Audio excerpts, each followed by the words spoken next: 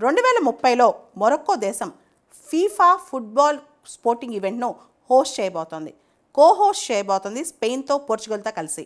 అయితే మొరక్కో దేశం ఈ ప్రయత్నంలో అంటే ఫీఫా ఈవెంట్ని కండక్ట్ చేసే ప్రయత్నంలో ఒక పెద్ద తప్పు చేస్తోంది. ఆ దేశంలో కొన్ని వీధి కుక్కలు స్ట్రే డాగ్స్ ఉన్నాయన్నమాట. దాదాపు 3 మిలియన్లు 30 లక్షల స్ట్రే డాగ్స్ను ఈ దేశం చంపాలనుకుంటుంది. ఎందుకు చంపాలనుకుంటుంది?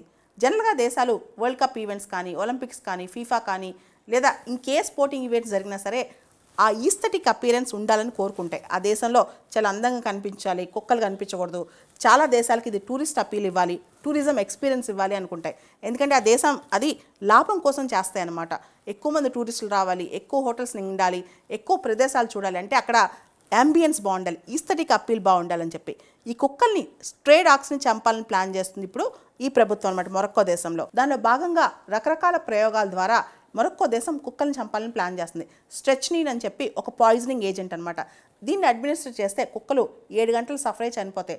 అలా పాయిజన్ చేయడం, కుక్కల్ని కాల్చి చంపడం, లేదా కుక్కలపైన పెద్ద పెద్ద కర్రలతో కత్తులతో దాడి చేయడం, ఇలాంటివన్నీ చేయడానికి ప్రయత్నాలు చేస్తుంది మొరక్కో. దీనికి సంబంధించి ఎనిమల్ రైట్స్ యాక్టివిస్టులు, ఇంటర్నేషనల్ ఎనిమల్ వెల్ఫేర్ మరియు ప్రొటెక్షన్ కోalition వాళ్ళు వీళ్ళందరూ కూడా ఫీఫా వాళ్ళకి కంప్లైంట్ కూడా ఇచ్చారు.